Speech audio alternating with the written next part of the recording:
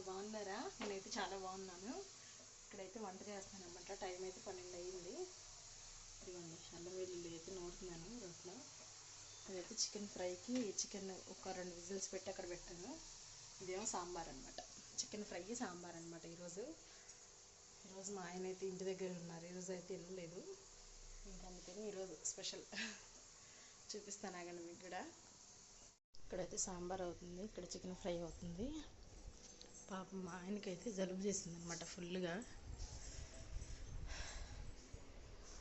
అందుకని chicken soup అయితే కాసాను.